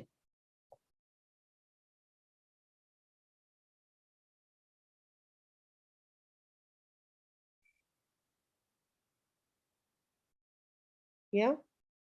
First, second, third, fourth. Second one. Postman. Postman. AI will automatically act as a gatekeeper by keeping a running log of who is accessing what information at different times. Is it? Okay. Second. Any other answer? Second one. Second one. Yes. Second one is correct. See, this is firewall then. AI is acting as a gatekeeper, is a firewall then. Okay. It has to do more than the firewall, right? Firewall is a gatekeeper. So AI prepare you to be step ahead of adversary by giving you ability to predict future incidents. Just now I told Yes. that you have to train the model to identify whether the attack is going to happen or not. And before, because after attack, if you are trying to do, maybe the speed of attack is so fast that it will take all the data, scrap all the data from your system. So you need to be preventive in nature. Which network intrusion detection system monitor the traffic pattern for network activities? I took this from some of the competitive exams of certain companies. I went to LinkedIn and I saw from there and got it. That's why it's a image of those quiz. Which network intrusion detection system monitor the traffic pattern? Network intrusion detection, wireless, host. So, Hmm? software intrusion detection system. Network. Yes, the name itself is given network intrusion Okay. detection system. Okay? Which is not one of the set of training data that it fed to the machine learning model for text analysis cases. I was just telling you protected words, unprotected, and word dictionary.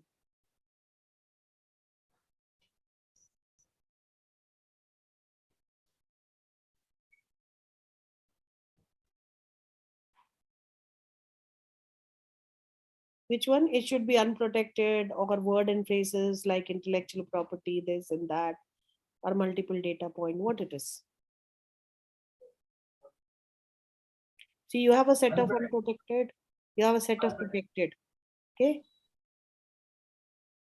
Unprotected data. Yeah. So unprotected data must be ignored. Okay. So what are the categories of machine learning? So before we identify the machine learning, I think I have done enough now because the time is also crossed. Do you want me to continue, or because I have around 10 more slide, or do we do this in the next session?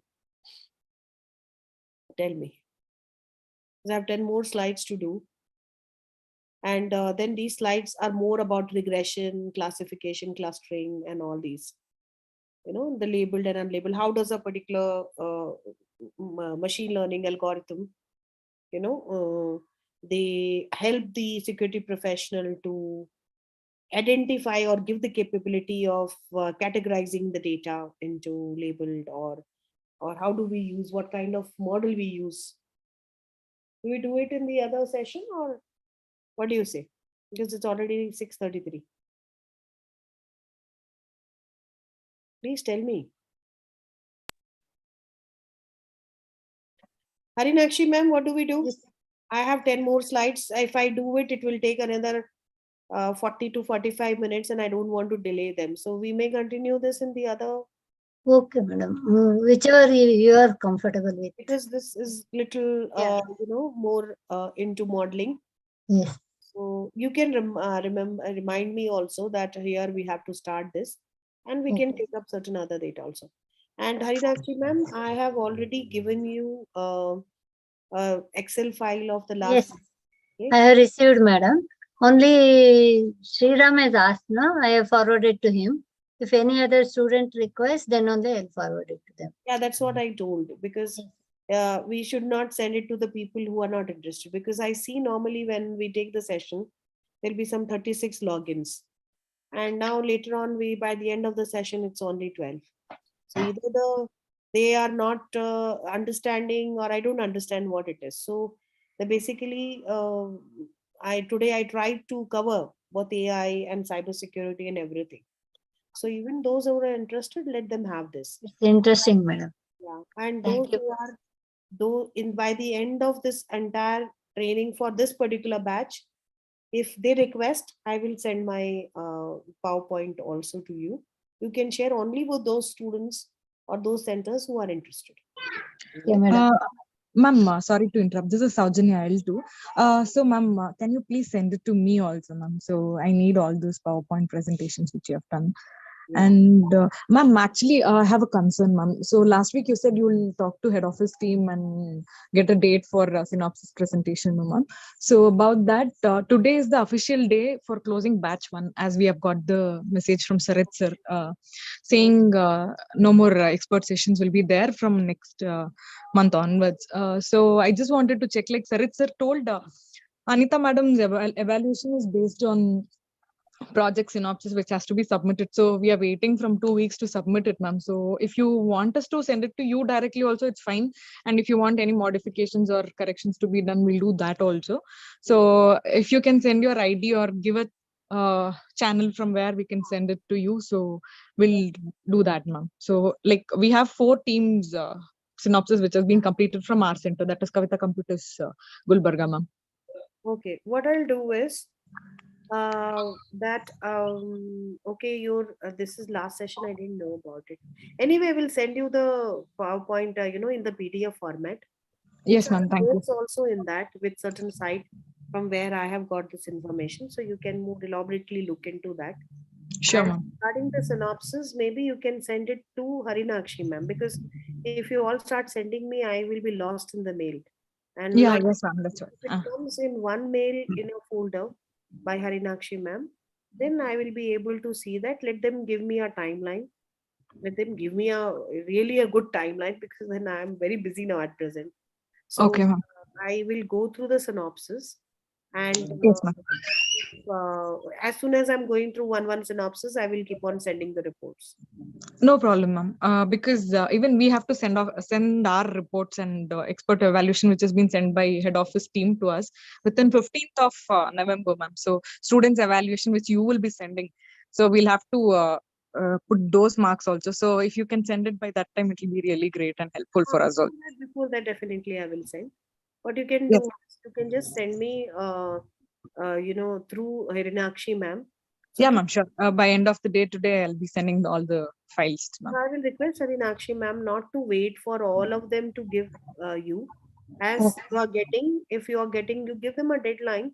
And Okay. let's say by tomorrow, if you are getting something, by the end of the day, you can send me all those. So Okay. Center wise, I'll send, madam, one by one. okay, then you That take will be one, ma'am, easier. you know better. So you can send me and then I will look into it. And by 15, obviously, I will just send back all the reports. Okay. Yes, ma'am. Yes, ma'am. Sure, ma'am. Thank you so much, ma'am. Okay, so if this is the last session, I didn't know about it actually.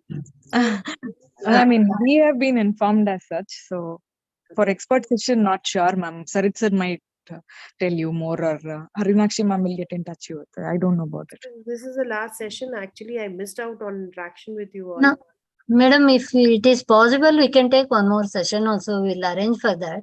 It's not that compulsory you have to stop in between. We Maybe can because take. I just don't want to stop abruptly in Okay. between. So Okay, one madam. more session with this batch, maybe in the first week of November. I will Okay. give you a date. Okay. Right. That's not a problem from my side. I will tell you a date where Okay. I would like mostly the feedback from them. I want to know that how much, because see, when if I'm doing this kind of session again, I need to know from the learner perspective, because here in the online we don't have the opportunity to interact so much with them. So they Okay. are keeping quiet, they're not listening. In an offline class, actually they tell us and we find out. So I want a feedback actually from them.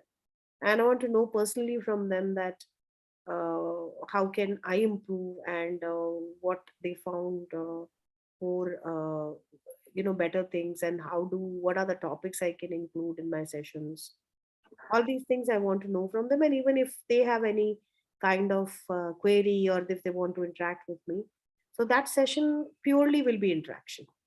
Okay. I'll not be teaching them, and I will send all the PowerPoint in one zip folder to you. Okay, because one of my hard drive has crashed, so I had just have to, I'm retrieving the data. So it will get delayed little bit, but I'll send all to Harinakshi ma'am, and she will send it to you, ma'am. Send it to the trainers instead of Okay. student. Let the trainer decide how and in what fashion the students, if they want to share it with the students. But I will not like it to get it shared on the public domain. Let it be with the trainers. Okay. Okay, then all of you will meet you in the next session and have interaction. And maybe you people can tell me something. I will like to hear from you. Instead of all these session, it is like one-sided. I'm only speaking. I want to now you people to every center, Harinakshi ma'am, I want them to the trainer Okay. and few students from Okay. every center. I want them to tell me that what they have learned, and was it beneficial for them or not, and if they have any concern or something like that, or they want to know something further, so you can schedule. It Okay. should not be like, okay, we are ready. So what you can do is you schedule. So Kavita, computer first, or maybe like this, I'm just giving you one hypothetical situation, and Shruti, infotech second. From this time to this time, let them come and interact. I'm not necessary that everybody should be there in that team. You can give them times, like for example 4:30 to 5:15, maybe 45 minutes for one particular center. Then from that particular time to this particular time, some other center. If they want all of them to be there in the center, I don't have any issues. But I want to particularly interact with them and find out that what is their interaction, what is their feedback, and what else they should be learning. Okay, I also should have an opportunity to learn from them. Mm. Okay. Okay, So madam. Kindly tell your availability, which day I have to. yeah, I will send you a mail. I'll have to just see my schedule. Because our Okay. exams are approaching, so I'll be a little busy till 5 o'clock. So I have Okay. to give you a time when I am little free during the daytime, or many when you people are also free during that time. I may give you that. and only for this particular batch. That particular session will be my last session with them. Okay. Okay. Thank you, madam. You can buy all. Thank you, ma'am.